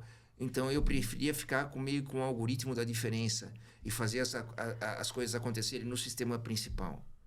Entende? Esse é um ponto que talvez a gente tenha que elaborar um pouco melhor. Tá bom, não, mas eu já estou anotando aqui. Fazer parte do algoritmo da diferença, ou do delta, né? Do que acho que é até muito claro o que esses softwares não vão fazer, não faz parte do core fazer, e aí você adiciona a tua tecnologia. Quando você começa, por causa que o usuário vai para a tua solução porque ela é atraente, ela tem um benefício, mas aí o usuário começa a pedir coisas que já existem nas outras soluções, que são básicas para o atendimento de um paciente, e você tem que começar a construir aquilo, é porque você está no caminho errado. Boa, ótimo. Entendeu? Porque você vai ter custo e você, quer dizer, isso é um sinal claramente que você está reproduzindo algo que já existe e não apenas trazendo um ganho significativo que as soluções padrões não trazem. Faz todo sentido. Doutor, e a gente não poderia não falar de inteligência artificial aqui, né? E aí tem muita coisa... Há 3 anos atrás, 4 anos atrás, eu organizei uma visita de 2 grandes hospitais aqui do Brasil, nos Estados Unidos, e um item que não podia faltar na agenda era metaverso. Que tava o auge, bombando, era o metaverso, todo mundo queria saber, e eu tive que trazer especialista em Nova York, Seattle, foram 2 cidades diferentes, para falar sobre isso. Como que vai ser, o que vai ser o metaverso? Quando a gente olha para inteligência artificial, a gente tem que separar o que é hype do que é realidade. Eu ouço falar que o futuro do prontuário eletrônico, por conta da IA, ele vai deixar de existir, ele vai ser outra coisa. Qual que é a tua visão sobre a inteligência artificial aplicada, vamos fechar o escopo nosso aqui, ao prontuário eletrônico? Como que o doutor enxerga esse movimento? Qual que é o limite? Até onde vai? Até onde não vai? O Alan, a gente teve a oportunidade de organizar um livro, escrevi um capítulo, ajudei a organizar junto com professores da USP, da Politécnica, da Faculdade de Medicina, publicamos recentemente. E no meu capítulo, eu coloquei no final dele que justamente a inteligência artificial ela era, na minha opinião, a peça que faltava no quebra-cabeça. Então, porque o que acontece? Todas essas razões pelas quais a gente falou até agora nesse podcast, elas não vão deixar de existir. E a IA, por si só, não resolve aqueles problemas sozinha. Né? O que ela faz hoje que é fantástico? São 2 coisas. Através das LLMs, ela pega a linguagem natural e ela consegue estruturar a informação, que antes eu tinha que fazer por regras. Entendeu? Eu já tinha alguns mecanismos de processamento de linguagem natural, mas nada tão explosivo como a gente tem recentemente. desde 2023. Então, a IA, ela serve, na minha opinião, como, em primeiro lugar, como um grande processo inclusivo. Ela pega todo mundo falando do seu jeito e ela vai conseguir transformar isso em informação compreensível dentro do sistema para que esses processos não sejam disparados. Entendeu? Eles vão continuar existindo. Só que talvez o prontuário vai ficar mais transparente. Mas ele vai continuar a existir e mais forte do que ele é. Porque no outro lado, a IA também vai ajudar a turbiná-lo. Há coisas que dependiam muito de informações que estavam, digamos assim, dependendo de uma alimentação muito precisa, ela vai conseguir buscar essas informações de outras fontes, inclusive até de imagens e outras informações, que antes o sistema não tinha acesso. Pelo contrário, eu acho que ele vai ganhar a escala que nunca teve, mas vai ser uma coisa mais ferramenta do que solução na frente. Entende? Esse é um ponto... Não sei se eu respondi a tua pergunta. Sim, sim. E aqui, e te ouvindo, eu entendo que com esse poder da inteligência artificial, um médico que talvez não teve tanto acesso, ou não teve o treinamento ou o conhecimento de uma determinada doença ou de um determinado paciente, ele pode ter um suporte dessa IA que vai ajudar ele num direcionamento ou num entendimento do paciente. Como... Não, com certeza temos que cuidar um pouco com a IA generativa, né? Porque ela realmente pode gerar informações novas e muitas vezes sem fundamento científico, mas ela pode, de uma maneira mais fácil, trazer uma informação que antes a pessoa não tinha nem condições de pesquisar, né? Você já ouviu falar, claro, muito do letramento digital, né? Um grande problema que houve nas últimas gerações é que as pessoas tiveram rejeição à tecnologia ou não obtiveram o benefício dela porque não sabiam usar o sistema, não sabiam, né, manusear o Windows, antes o DOS, etc. Elas não conseguiam se relacionar com o computador. E com o tempo veio o touch, que já facilitou muitas coisas, né, em termos de inclusão.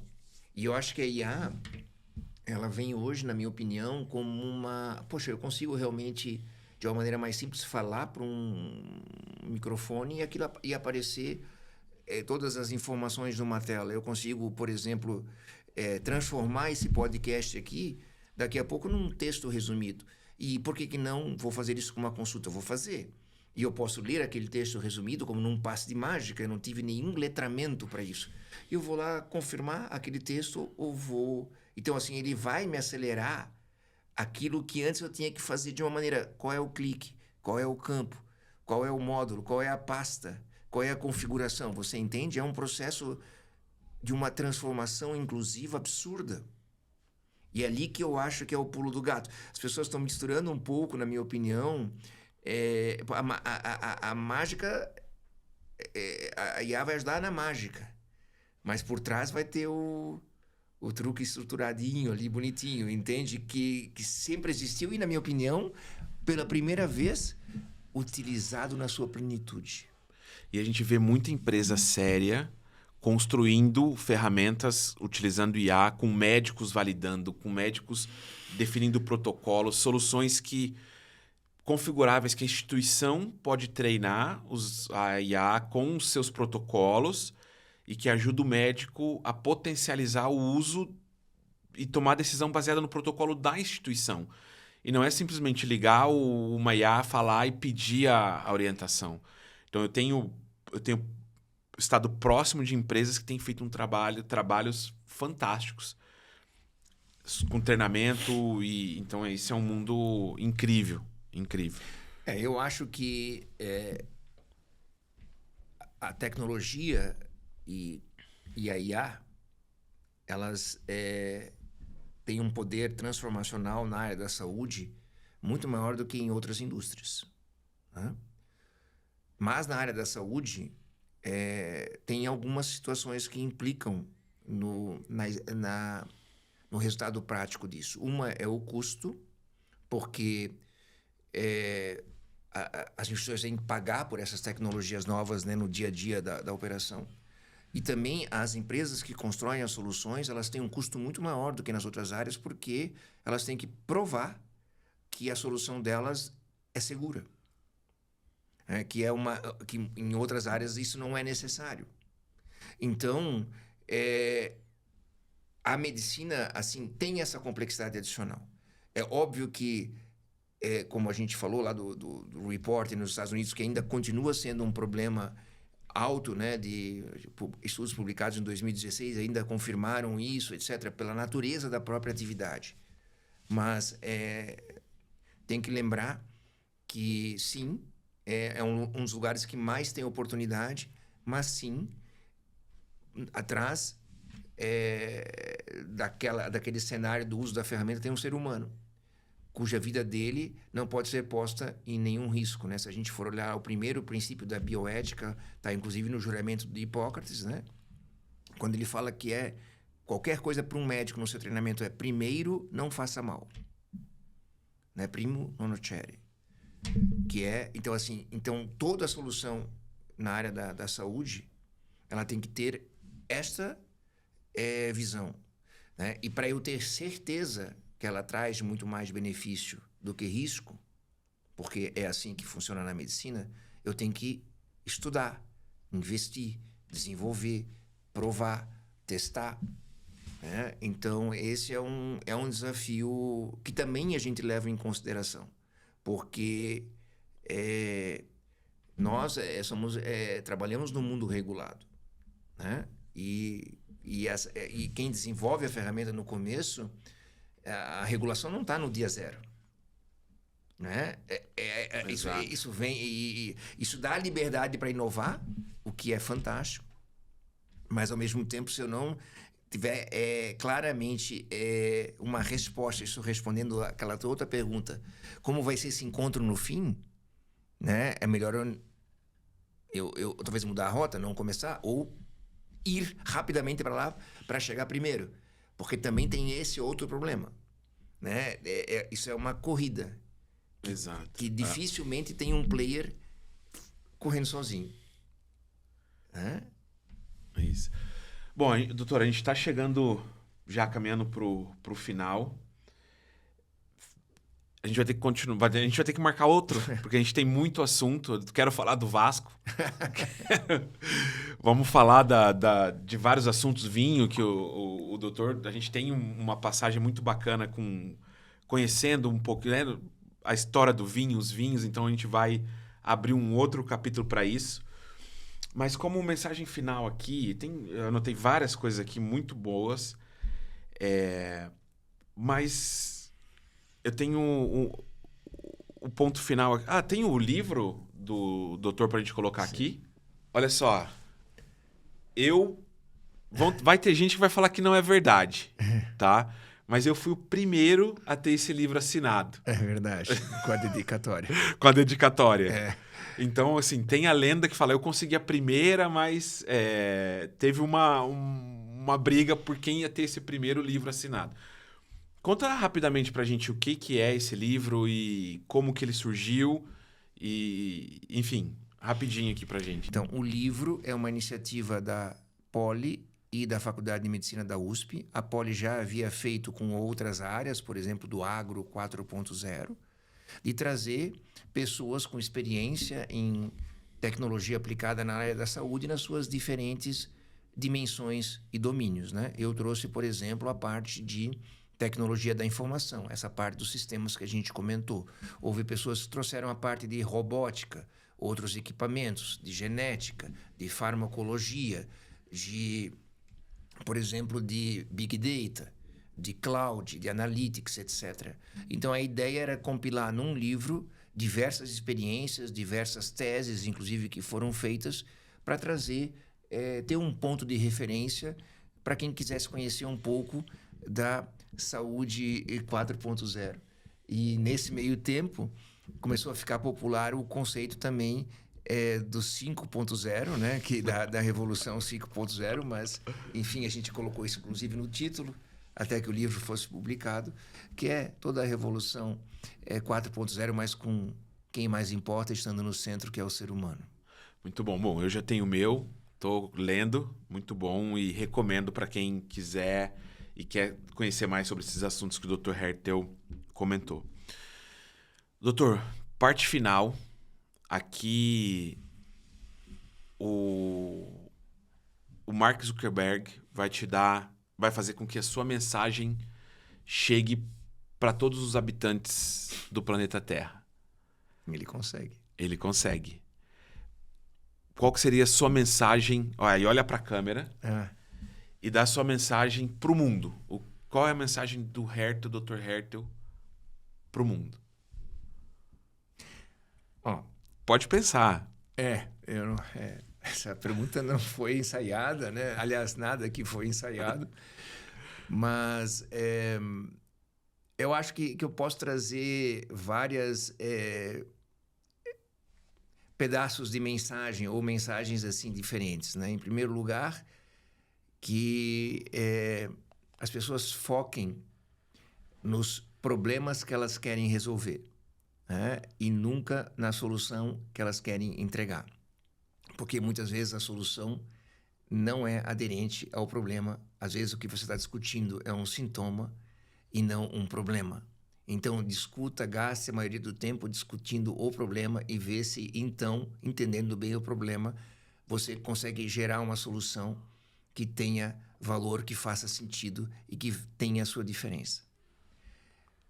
Outra mensagem que eu gostaria de dizer é que as pessoas tenham coragem de pensar fora da caixa, tenham coragem de realmente atuar naquilo que... Não. Tá bom, tá indo bem. Começa outra mensagem. A segunda parte que eu quero trazer para vocês é que inovação, ela é um processo, não é um caminho 100% feliz. É um caminho que tem vários sobressaltos, mas que as pessoas realmente, se elas têm convicção de que elas conhecem o problema, elas terão convicção para conseguir buscar a solução adequada, porque elas realmente dominam e sabem que aquilo é necessário. Em terceiro lugar, eu queria dizer em relação à tecnologia na saúde, né? De novo, a tecnologia tem um impacto absurdo na área da saúde. Mas a tecnologia mal aplicada, ela pode acrescer custos a um sistema que já é bastante estressado em relação à sua capacidade de se autossustentar em função dos elevados custos e não trazer os resultados necessários. Então, assim, eu acho que tecnologia ela tem que ser incorporada para fazer a diferença e para ter resultado. Resultado seja na parte clínica, resultado administrativo financeiro, satisfação do paciente, dos profissionais da saúde e acesso ao cuidado. Faça essas perguntas. Veja se aquilo que você está, por exemplo, inovando e pensando, se essa tua solução responde a 1, 2 ou 3 desses quesitos. Porque se ela não responder, provavelmente a tua solução vai se tornar mais uma solução no mercado que talvez vá acrescentar custo e não vai trazer a diferença necessária. Muito bom, muito obrigado. Doutor, muito obrigado por aceitar o convite, por estar aqui. Não tenho dúvida que todas essas histórias e visões que o doutor compartilhou vai ser muito útil para todo mundo que está assistindo a gente. É muito bacana. Eu tive a oportunidade e a felicidade de acompanhar muito da sua trajetória, principalmente nos últimos anos. E a sua Meu Deus. A sua Vamos, a gente vai cortar aqui, tá? Generosidade, não? Generosidade. Então vai lá. Ele vai voltar. Eu tive a oportunidade de conviver com o doutor nos últimos anos. A sua generosidade e carinho e visão de cuidado do paciente é muito inspiradora para todos nós. Muito obrigado novamente por estar aqui. E a gente vai ter que marcar outra, porque tem muitas e muitas oportunidades aí e assuntos para a gente falar para frente. Alan, o privilégio foi meu de poder participar contigo nesse podcast. Realmente é um assunto muito extenso por si só, porque a gente realmente ele tem por si muitas apresentações. A gente poderia ficar falando de facetas desse assunto por bastante tempo, né? Mas acho que a gente conseguiu cobrir um pouco de vários tópicos dessa importante história, né, da transformação digital. Também foi um privilégio muito grande conviver com você no dia a dia do trabalho e a gente poder discutir esses assuntos, não só entre a gente, mas também geralmente com hospitais e representantes, onde a gente realmente pôde, né, fazer com que eles tivessem conhecimento dos caminhos possíveis para ter resultados melhores, utilizando, né, as ferramentas que hoje já existem para isso. Sempre foi um prazer muito grande. Também tenho profunda admiração por você. E obrigado também pela iniciativa sua de promover esse encontro e a gente ter trocado essa experiência. Muito obrigado. Eu estou representando aqui muitas pessoas que gostariam de estar aqui contigo, doutor. Valeu. Um abraço. Muito obrigado, viu? Valeu. Um abraço. Valeu. Pessoal, espero que vocês tenham gostado do conteúdo. Esperem por mais episódios, mais capítulos, sempre com esse intuito de educar, olhar para o mercado de saúde, para o empreendedorismo e saúde e aceleração comercial. Obrigado e te vejo no próximo. Valeu, pessoal. Até mais.